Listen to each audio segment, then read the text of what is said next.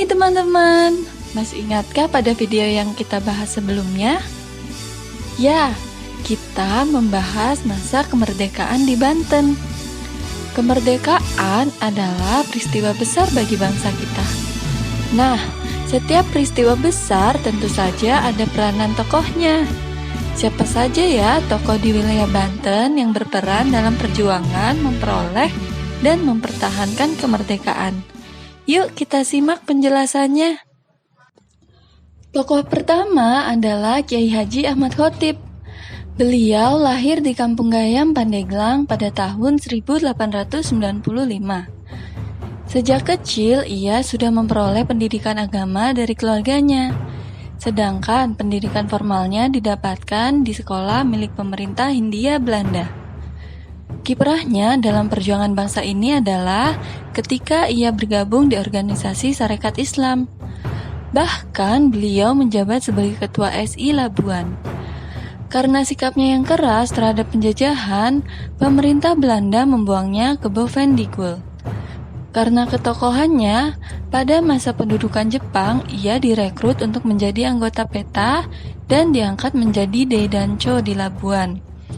Puncaknya, peran Kiai Haji Ahmad Khottib adalah memimpin pemerintahan sipil di Banten pasca kemerdekaan. Kiai Haji Ahmad Khottib terpilih menjadi Residen Banten. Tokoh kedua adalah Kiai Haji Syamun. Ia lahir di Kampung Beji, Cilegon pada 5 April 1894. Syamun dikenal sebagai tokoh yang berani melawan ketidakadilan. Sikap keberanian tersebut telah diwariskan dari mendiang kakeknya, yaitu Kiai Haji Wasid, tokoh sentral dalam peristiwa Geger Cilegon. Sejak kecil, Kiai Haji Syamun telah memperoleh pendidikan agama yang kuat. Perjalanan pendidikannya dimulai dari pesantren Deliseng di Tanah Jawa hingga berakhir di Al-Azhar, Mesir. Pada masa muda, Kiai Haji Syamun dilirik untuk bergabung menjadi tentara PETA. Pengalamannya di PETA membuat ia dipercaya untuk membuat BKR pasca kemerdekaan. Di bawah kepemimpinannya, BKR berhasil meredakan kekacauan yang terjadi di wilayah Serang, Banten. Salah satunya adalah penumpasan kudeta kelompok C. Mamat. Keberhasilan tersebut membuat ia juga dipercaya untuk menduduki jabatan Bupati Serang. Karena kiprahnya tersebut, pemerintah Republik Indonesia pada 8 November 2018 menetapkan Kiai Haji Syamun sebagai pahlawan nasional. Tokoh ketiga adalah Dan Mogot.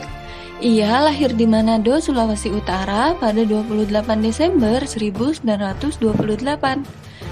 Sebagai anak seorang pejabat pemerintah, Dan Mogot tentunya dapat bersekolah di sekolah dasar elit seperti Europese Lagere School atau ELS. Pada masa pendudukan Jepang, Dan Mogot terpilih sebagai salah satu pemuda yang dapat mengikuti Seinen Dojo di Tangerang, dan kemudian dapat menjadi perwira pertama di PETA. Pada saat bergabung dengan organisasi PETA, usia Dan Mogot termasuk sangat muda, yaitu 14 tahun. Pada usia 17 tahun, Dan Mogot bersama beberapa temannya mendirikan Military Academy Tangerang atau MAT. Peran paling menonjol seorang Dan Mogot dalam upaya mempertahankan kemerdekaan Indonesia adalah ketika ia bersama Subianto, Sutopo, serta 33 taruna lainnya terlibat dalam pertempuran dengan tentara Jepang. Peristiwa pertempuran tersebut dikenal juga dengan nama Pertempuran Lengkong. Dan Mogot pun gugur dalam pertempuran tersebut. Untuk mengenang jasa Dan Mogot, namanya juga diabadikan menjadi nama sebuah jalan sepanjang 27,5 km yang menghubungkan Jakarta dan Tangerang.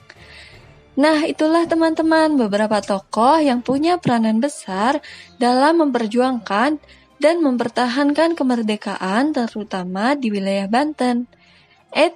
Namun perlu diingat ya oleh kalian bahwa ini hanya sebagian kecil tokoh. Masih banyak tokoh-tokoh lain yang juga punya peran besar untuk negara ini.